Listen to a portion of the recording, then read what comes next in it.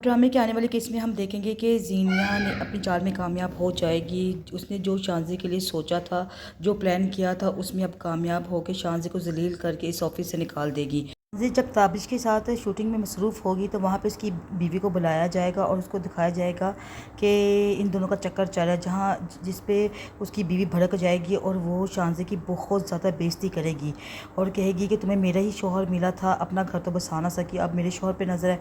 तो शांज़ी बेचारी ये चीज़ें बर्दाश्त नहीं कर पाएगी। तो वहाँ पे शहराम आ जाएगा। शहराम कहेगा आपको इस तरह की बात करना ज़ेब नहीं देती। शहराम बहुत कोशिश करेगा कि बात रफ़ा दफ़ा हो जाए, लेकिन बात तो जैसे बिगड़ती ही चली जाएगी और शांज़े वहाँ से रोती हुई घर चली जाएगी।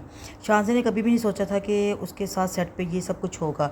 फ़रियाल खड़ी ये सब तमाशा देख रही थी। फ़रियाल को सब कुछ पता था ये किसने किया है, लेकिन फ़रियाल अभी खामोश रहेगी और किसी को कुछ नहीं बताएगी, क्योंकि फ़रियाल के साथ ये सब कुछ हो चुका है, इसलिए उसे पता है कि इसके पीछे कौन है। बेगम महक को नीचे दिखाने के लिए उसके घर वालों को खाने पे इनवाइट करेगी, जहाँ पे वो महक को कहेगी अपने घर वालों के लिए खाना बनाओ। और सीरत बेगम बड़ी ही चालाकी के साथ नमक मिर्च सब कुछ तेज़ कर देगी और खाने को बदज़ायका कर देगी और बार बार उसके घर वालों के सामने ये जताएगी जो पढ़ी लिखी लड़कियाँ होती हैं उनको घरदारी कहाँ पे आती है, ये तो बहुत ही बदसलीका है।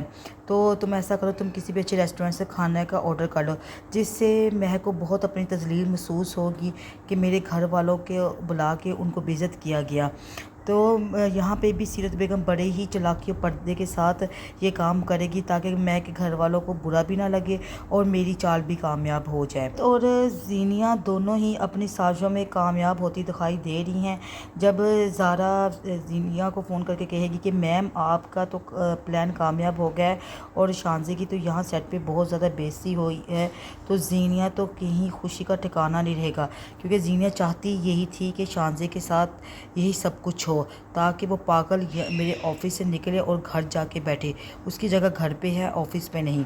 वो अपनी माँ को फ़ोन करके बताती है कि उसने क्या कुछ कर दिया है। तो यहाँ पे हम देखेंगे कि फ़रियाल का मंगेतर उसको शादी की शॉपिंग के लिए ले जाना चाहता है। फ़रियाल उसके साथ नहीं जाना चाहती वो उसकी, लेकिन उसकी माँ हाँ कर देती है। फ़रियाल कहती है मम्मा एक दफ़ा मुझसे पूछ तो लेती हैं कि मैं जाना चाहती हूँ कि नहीं जाना चाहती।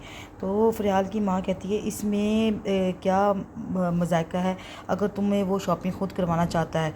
तो फ़रियाल को नहीं पसंद कि वो उसके अपने मंगेतर के साथ अपनी शादी की शॉपिंग करने के लिए जाए। तो बने रहिए हमारे चैनल के साथ।